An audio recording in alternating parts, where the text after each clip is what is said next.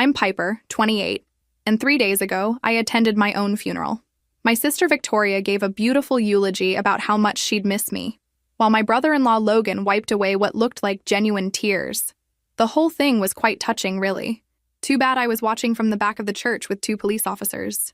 Where are you watching from today? Drop your location in the comments below and hit that like and subscribe button if you've ever felt betrayed by family. You'll definitely want to stick around for what happened next. You're probably wondering how someone ends up at their own funeral very much alive. Well, let me take you back to where this nightmare began. It started with what should have been the best news of my life becoming the worst thing that ever happened to me. 6 months ago, my father passed away after a long battle with cancer. Victoria and I had spent countless nights at his bedside, taking turns reading to him, making sure he wasn't alone. Through all those difficult months, we supported each other like we always had. We were more than sisters, we were best friends. Or so I thought. Growing up, Victoria and I were inseparable despite our 3-year age difference. We worked together at Dad's construction company every summer, learning the business from the ground up. While Victoria was brilliant with numbers and logistics, I had a natural talent for connecting with clients and managing teams. Dad used to joke that together, we made the perfect business partner. But there was always something different about how people responded to us. Employees would light up when I walked onto job sites, sharing their concerns and ideas freely. With Victoria, conversations felt more formal, calculated. She commanded respect through authority while I earned it through empathy. I never thought much about it until after Dad died. The day of the will reading, Victoria seemed unusually tense. We sat in the lawyer's office, holding hands like we had as children during thunderstorms. When Mr. Henderson began reading Dad's wishes, I expected everything to be split evenly between us. After all, we'd both dedicated our lives to the family business. Victoria inherited the beach house in Maine, Dad's vintage car collection, and a substantial cash inheritance. Generous gifts that reflected his love for his eldest daughter. Then came the surprise that changed everything between us forever. To my daughter Piper, I leave Harrison Construction Company in its entirety, including all assets, contracts, and future opportunities. She has shown the heart and integrity necessary to carry on our family legacy. The silence in that room was deafening. Victoria's hand went rigid in mine before she slowly pulled away. Her face cycled through shock, confusion, and something darker that I'd never seen before. Logan, who'd always assumed he'd eventually run the company alongside Victoria, looked like he'd been physically slapped. "I don't understand," Victoria whispered, her voice barely audible. "We both worked there. We both sacrificed for that company." Mr. Henderson cleared his throat uncomfortably. "Your father was very specific about his decision. He believed Piper possessed the leadership qualities necessary for the company's future." I watched my sister's world crumble in real time. Everything she'd planned, everything she'd expected, everything she'd felt entitled to had just been handed to someone else. To me. The look she gave me in that moment should have been my first warning. Looking back, I should have seen the signs earlier. The way Logan's smile became forced when employees would seek me out for advice instead of going to Victoria. How Victoria's compliments about my work started carrying subtle barbs about luck versus skill. The increasing frequency of their private conversations that stopped abruptly when I entered the room. But grief has a way of blinding you to everything except your own pain. After Dad's funeral, I threw myself into learning every aspect of the business I'd just inherited. There were contracts to review, relationships to maintain, and a company culture to preserve. Dad had built something special, and I was terrified of failing his memory. Harrison Construction wasn't just a business. It was Dad's legacy. He'd started it 30 years ago with nothing but determination and a used pickup truck. Through economic downturns, family struggles, and health scares, he'd never laid off a single employee. "We're not just building structures," he used to say. "We're building lives and communities." Victoria had always been more focused on profit margins and expansion opportunities. She had brilliant ideas about streamlining operations and increasing revenue. But she sometimes forgot that behind every payroll number was a family depending on their job. I understood both sides, which Dad said made me uniquely suited to lead. The weeks following the will reading were awkward but manageable. Victoria continued working in her role as Chief Financial Officer, though our easy banter had been replaced by polite professionalism. Logan remained as our head of operations, but I noticed him questioning my decisions more frequently than before. During team meetings, they would exchange glances when I spoke about maintaining Dad's values while exploring new opportunities. Small moments that individually meant nothing but collectively painted a picture of growing resentment. I told myself it was natural adjustment period stress, that eventually we'd find our new normal. One particularly difficult afternoon, I was reviewing Dad's personal notes about long-term company goals when Victoria knocked on my office door. She looked exhausted, with dark circles under her eyes that makeup couldn't quite hide. For a moment, she looked exactly like the sister who used to comfort me during nightmares. "Piper, I owe you an apology," she said, settling into the chair across from my desk. "I've been struggling with Dad's decision, and I've let that affect how I've been treating you. It wasn't fair." Relief flooded through me. This was the Victoria I remembered, the one who admitted when she was wrong and worked to make things right. "I understand, Vic. This has been hard on all of us. I never wanted things to be weird between us." She nodded, seemingly genuine in her remorse. "Dad saw something in you that I was too jealous to recognize. You have a gift for bringing out the best in people. The company needs that kind of leadership." We talked for over an hour about Dad's vision, the challenges ahead, and how we could work together despite the changed dynamics. By the time she left, I felt like we'd turned a corner. My sister was back, and we could face the future together. That conversation happened on a Thursday. The following Monday, Victoria's attitude had completely shifted again, but this time she was better at hiding her hostility. She'd smile during meetings while undermining my decisions. She'd agree with my plans publicly, then quietly express concerns to Logan and other key employees. I started noticing people looking at me differently, conversations stopping when I approached, a general atmosphere of uncertainty that hadn't existed before. It was subtle psychological warfare designed to make me question my own judgment and authority. 3 weeks after our heart-to-heart conversation, Victoria surprised me with an invitation that seemed too good to be true. And as any decent person knows, when something seems too good to be true, it usually is. But grief makes you desperate for connection, especially with the people you love most. "I've been thinking," Victoria said, appearing in my office doorway with a smile that almost reached her eyes. "Logan and I want to take you out on the boat this weekend. You know, celebrate your new role properly. We never really got to process everything that's happened." The offer caught me off guard. Logan had bought a small fishing boat the previous summer, and the three of us had spent many peaceful afternoons out on the water. Those trips represented some of our best family moments, away from work stress and daily pressures. Just siblings enjoying each other's company. "That sounds wonderful," I said, genuinely touched by what felt like an olive branch. "I'd love that. Things have been so tense lately, and I miss how we used to be." Victoria's expression softened, and for a moment I saw genuine emotion there. "Me too. I know I haven't handled Dad's decision well.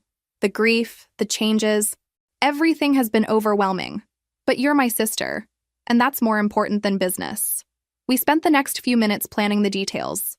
Saturday morning departure, a full day on the water, maybe some fishing if the weather cooperated. Logan would handle the boat preparations while Victoria packed lunch. It felt like old times, like family. Friday evening, I was excited enough to call my best friend Sarah about the plans. "Finally," she said, "I was getting worried about how distant Victoria had become. This sounds like exactly what you all need." "I know," I agreed, pulling clothes from my closet for the next day. "Sometimes it takes something dramatic like Dad's death to remind you what really matters. I'm actually optimistic about working together now." Sarah paused before responding. "Just be careful, Piper. I know she's your sister, but the way she's been acting at the company lately has been concerning. Several employees have mentioned feeling caught between you two." I understood Sarah's caution, but this felt different.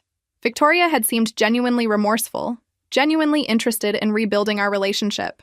Sometimes you have to take people at face value and hope for the best. Besides, what was the alternative? Letting resentment destroy our family entirely?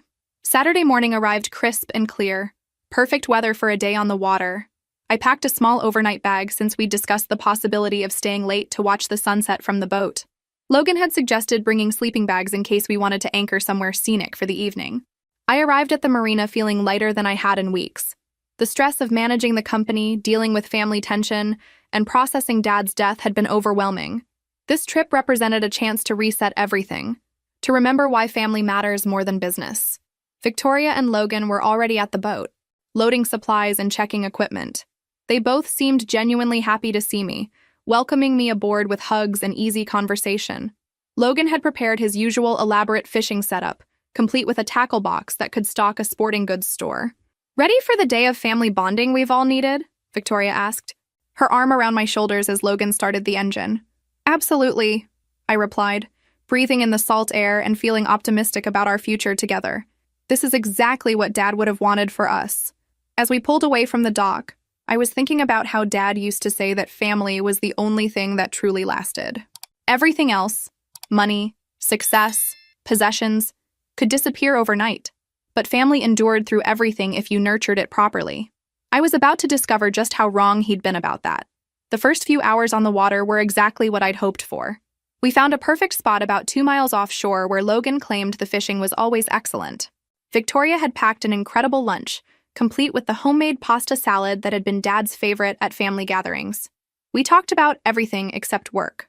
Victoria shared stories about her college friends.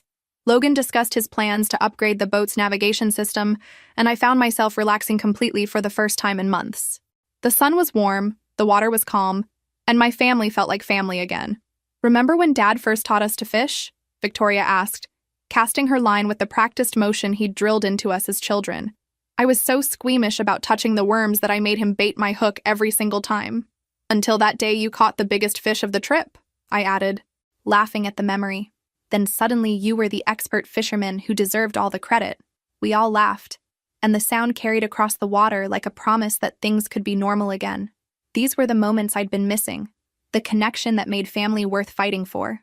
I felt guilty for doubting Victoria's intentions, for listening to Sarah's warnings instead of trusting my sister. Around noon, Logan suggested moving to a more secluded area he'd discovered recently. "It's this little cove that's protected from the wind," he explained, already starting the engine. "Perfect for anchoring if we decide to stay late." The boat ride to the new location took about 30 minutes, carrying us further from shore and other boats. The isolation was peaceful rather than concerning. After all, this was exactly what we'd come for, uninterrupted family time away from the pressures of daily life. The cove was beautiful, surrounded by rocky cliffs that created a natural amphitheater. Logan anchored us in the center where the water was deepest, explaining that this position would give us the best fishing opportunities. Victoria had become quieter during the trip, but I assumed she was simply enjoying the tranquility. "This is perfect," I said, looking around at the pristine scenery. "I can see why you wanted to bring us here. It feels like we're the only people in the world." Logan and Victoria exchanged a look that I couldn't quite interpret. "That's exactly why I chose this spot," Logan replied, his voice carrying an odd undertone. "Privacy is so important for important conversations." "Important conversations?" I asked, settling into my favorite spot near the boat's bow.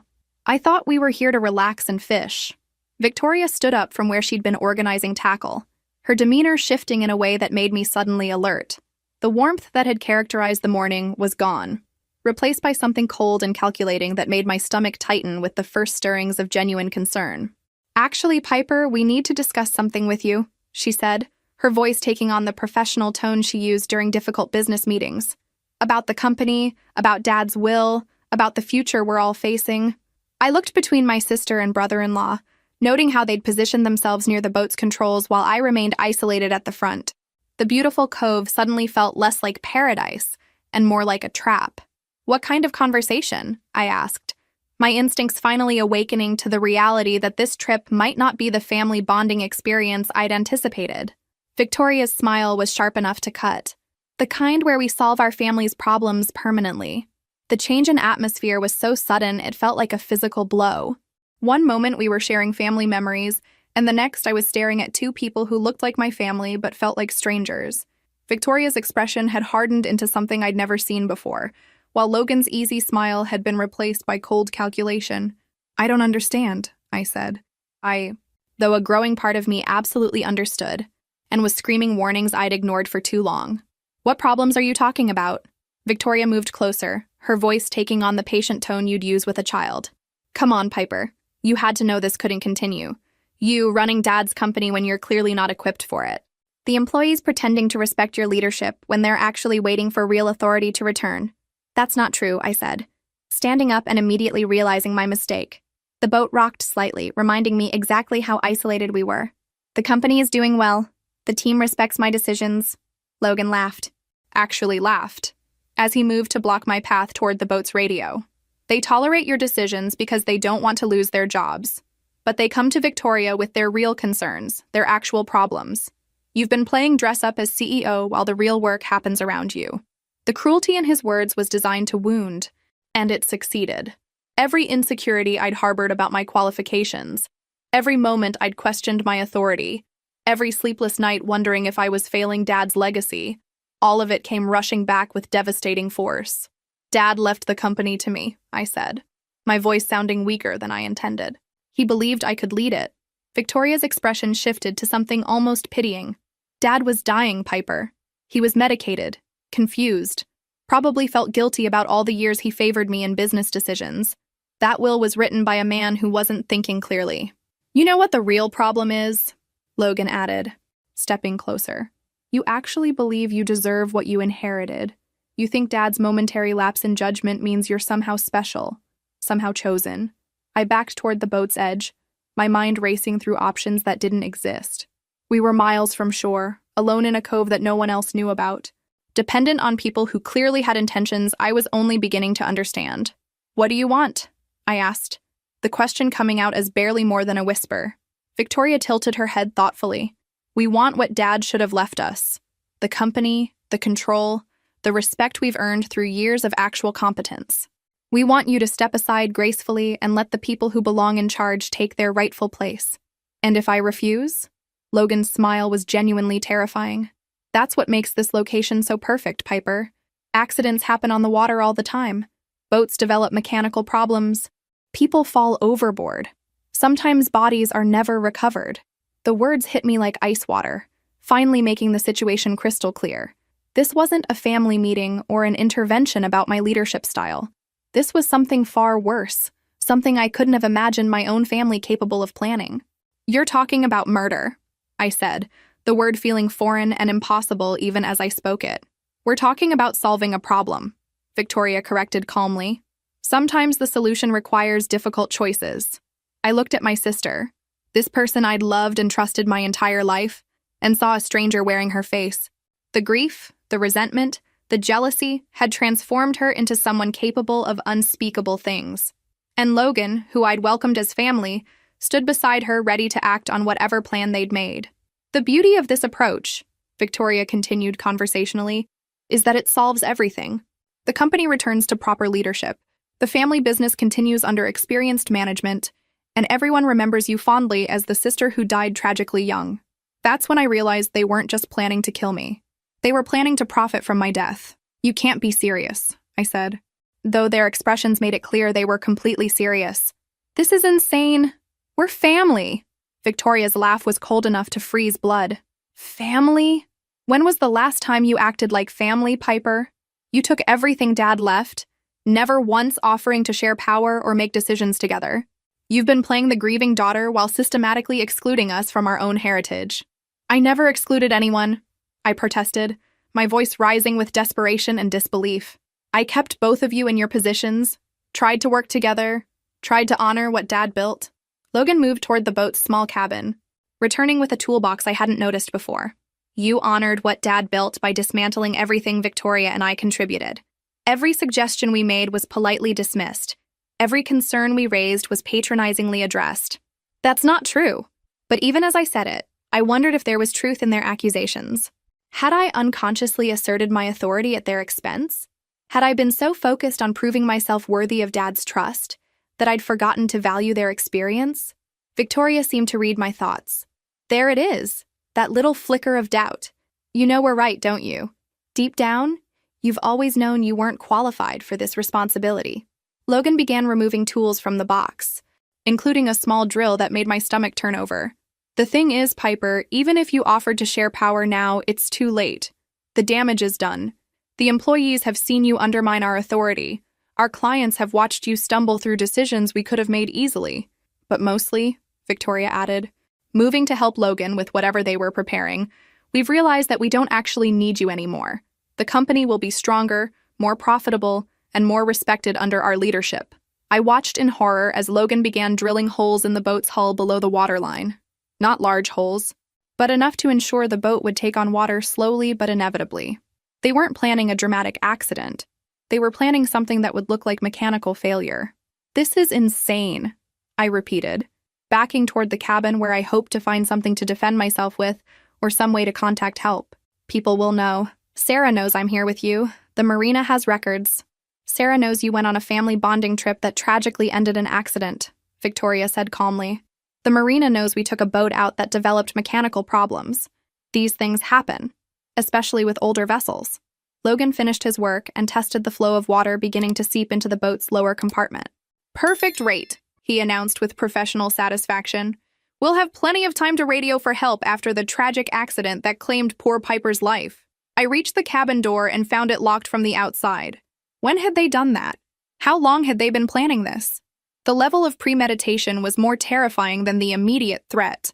The best part, Victoria continued, watching me struggle with the cabin door, is that Logan and I will inherit everything automatically. As your business partners and closest family, we'll naturally take over the company during the grief period. By the time the legal details are settled, we'll have proven ourselves indispensable. Water was beginning to pool around my feet as the boat slowly took on water. Not fast enough to panic yet, but steady enough to confirm that Logan knew exactly what he was doing. They'd thought of everything. Please, I said, hating the desperation in my voice but unable to hide it. We can work this out. We can find a solution that doesn't involve anyone getting hurt. Logan looked almost sympathetic.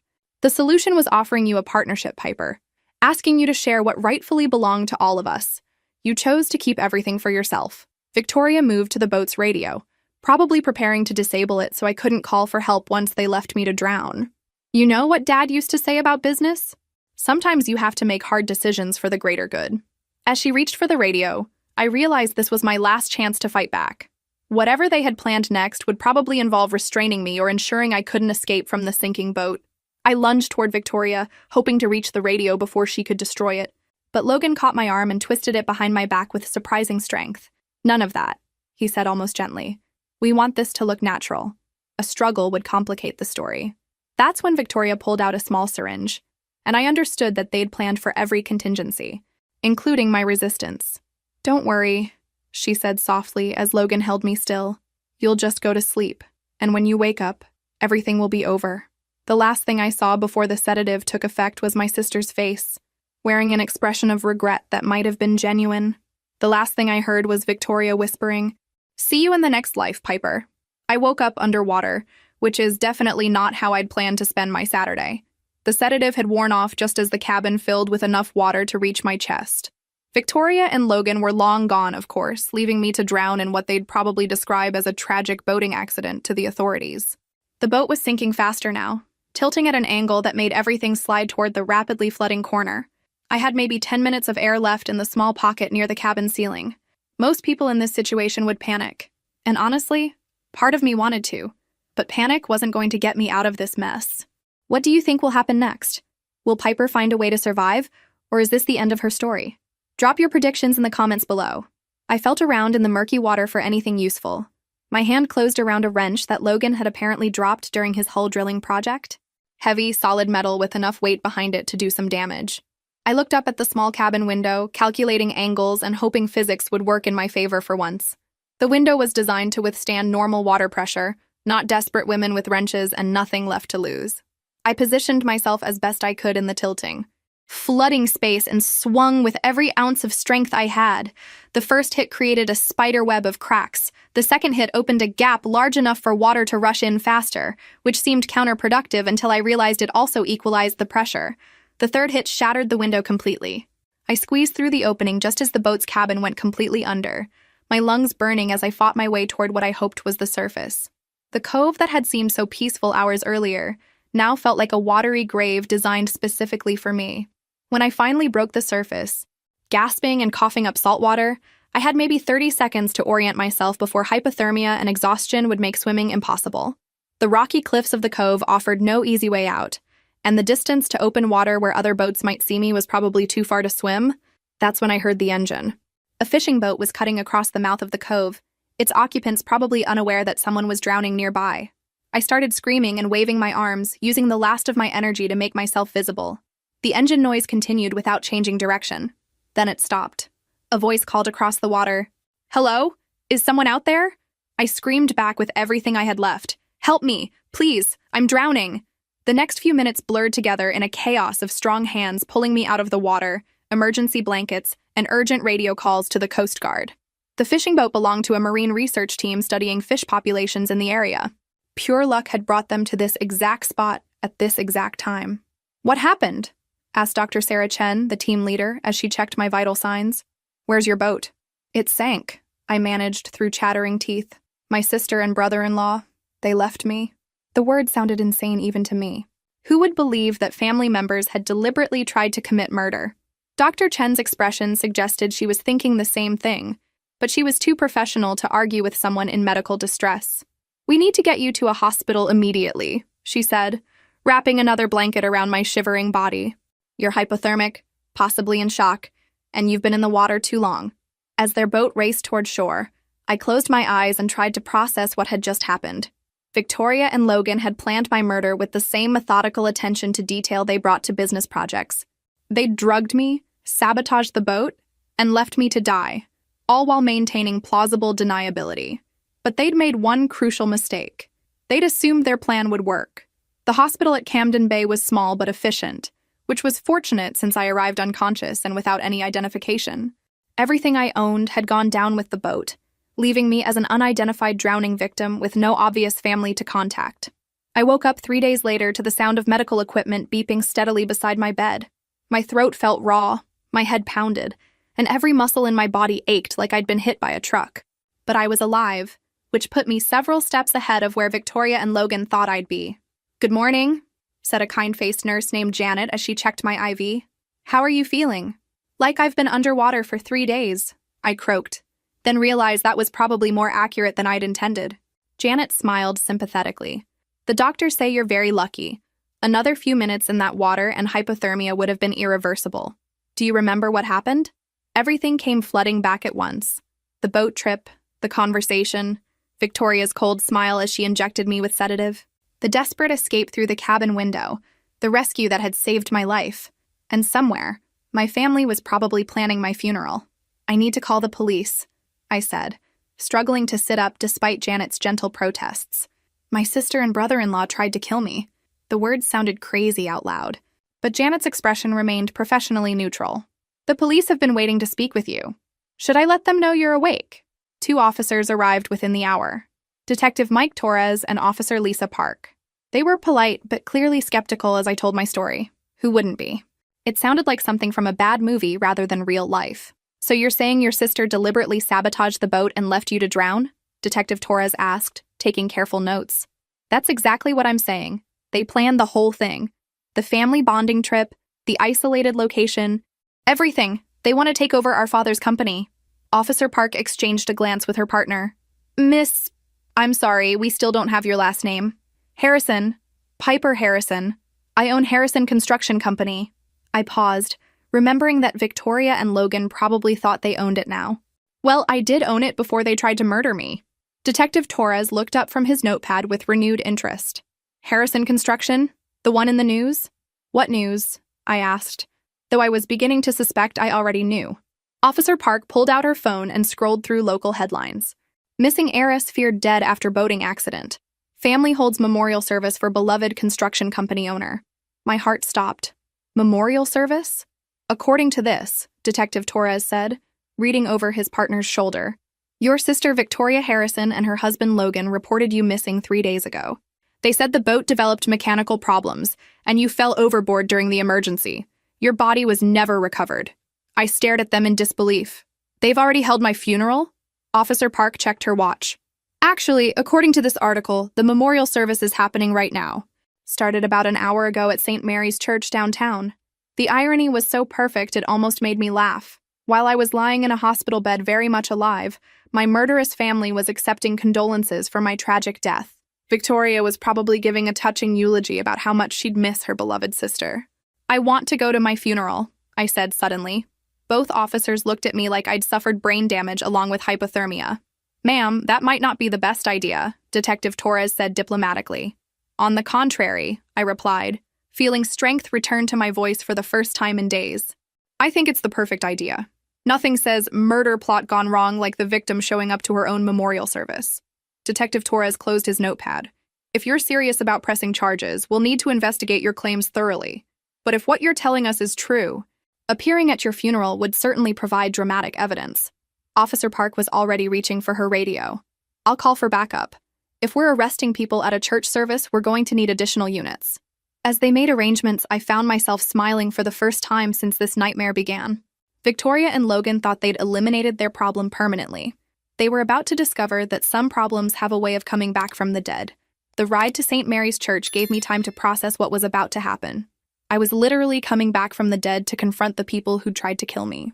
It felt surreal, like something that couldn't possibly be real life. Detective Torres rode with me in the ambulance they'd insisted on using for transportation, given my recent medical trauma. "Are you sure you're ready for this, Miss Harrison? We could wait, gather more evidence, build a stronger case."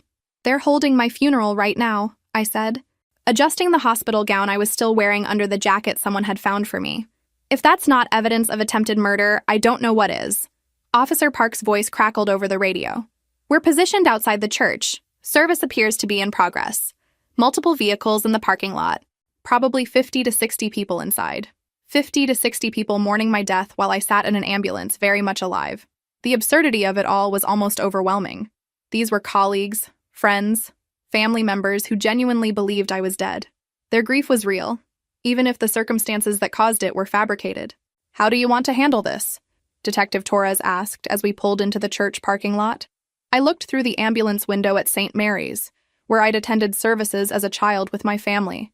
Victoria and Logan were inside right now, probably playing the role of grieving survivors, accepting sympathy and support from people who had no idea they were comforting murderers. "I want to walk in during the service," I said. "I want them to see me, to realize their plan failed, before you arrest them."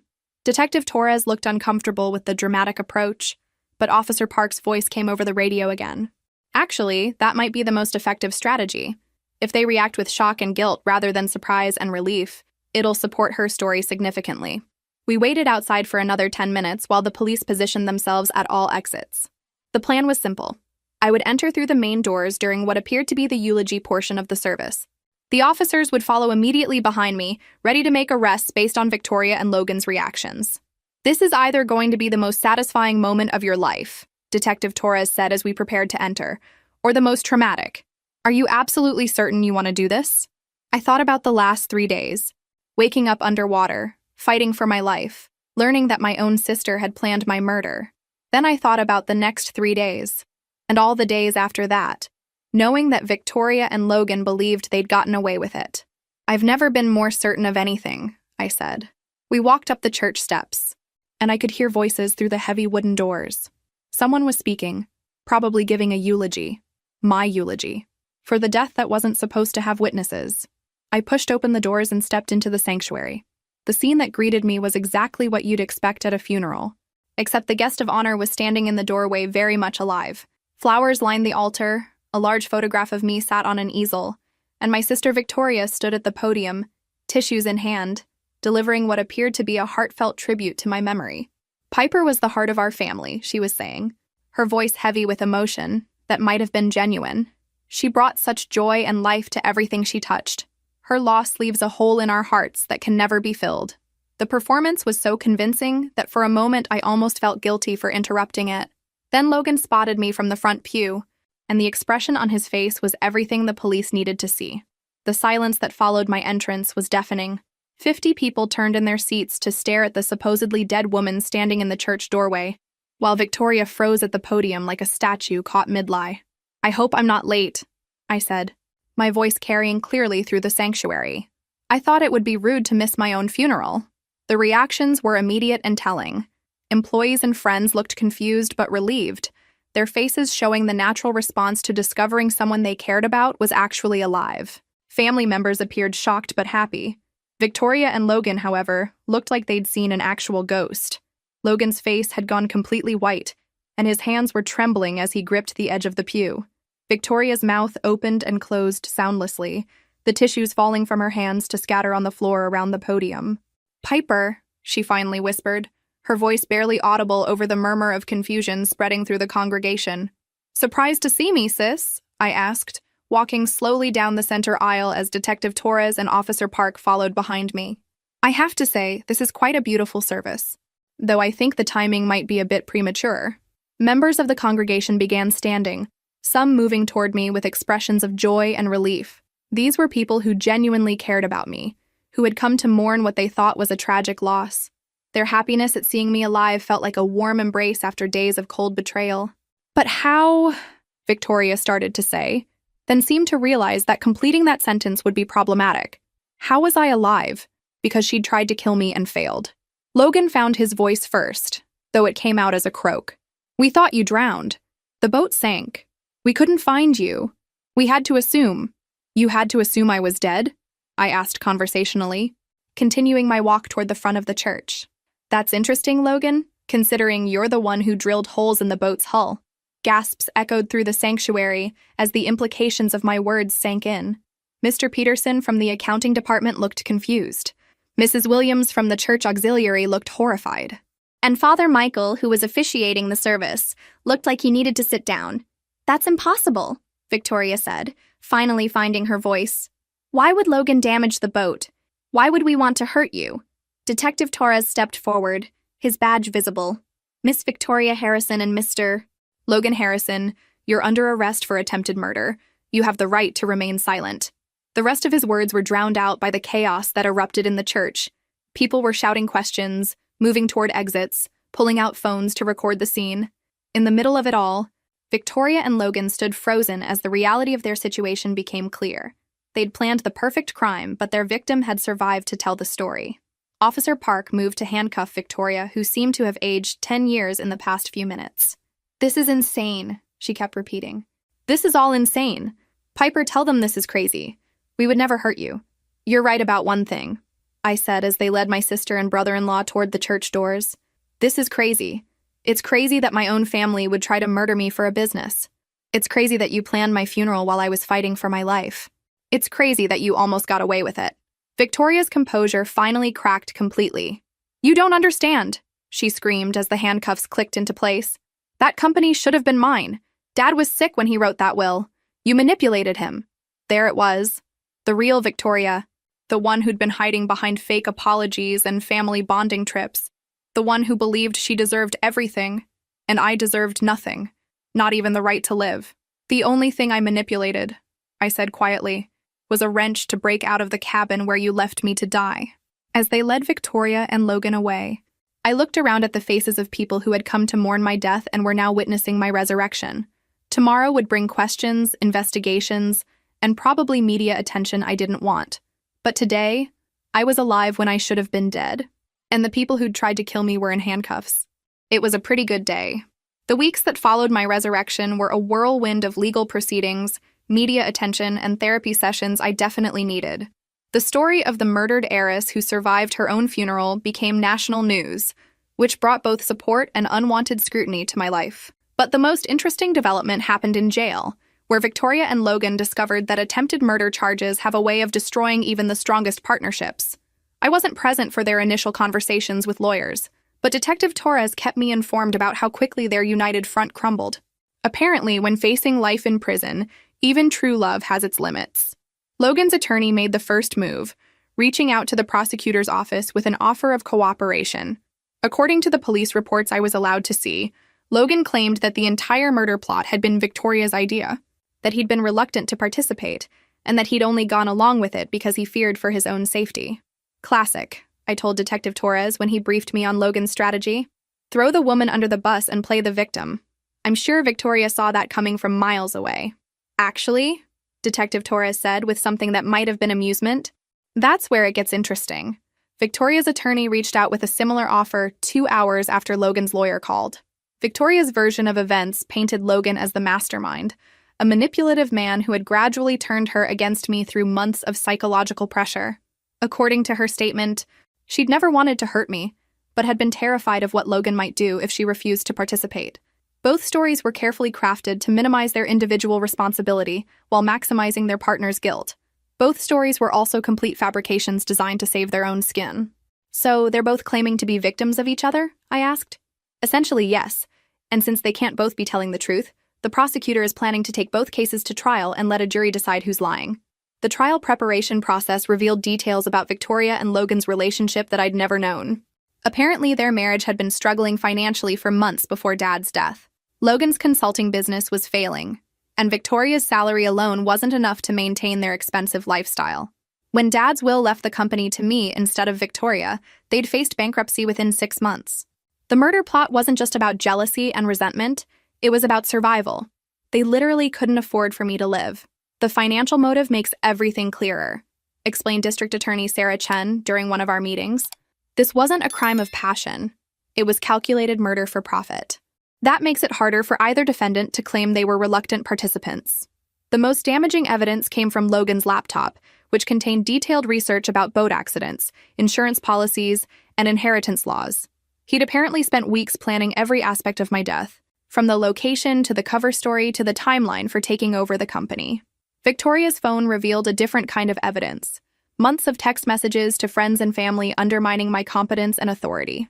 She'd been laying the groundwork for my removal from the company long before they'd decided on murder as their solution. She was building a narrative, DHN explained. If the murder plot had worked, she would have stepped in as the grieving sister who reluctantly took over the business to honor your memory. The groundwork was already in place. The trial itself was a media circus, with reporters dissecting every detail of our family dynamics and business relationships. I testified about the boat trip, the conversation in the cove, and waking up underwater fighting for my life. The jury listened with expressions ranging from horror to fascination. Victoria took the stand in her own defense, maintaining that Logan had forced her participation through threats and manipulation. She cried during her testimony, claiming that she'd loved me too much to hurt me willingly. Logan's testimony painted Victoria as the driving force behind the plot, a woman consumed by jealousy and greed who had gradually convinced him that murder was their only option. The jury deliberated for 6 hours before returning with their verdicts. The verdict was everything I'd hoped for and everything Victoria and Logan had feared. The jury found both of them guilty of attempted murder in the first degree, but their sentences reflected the very different deals they'd tried to make with the prosecution.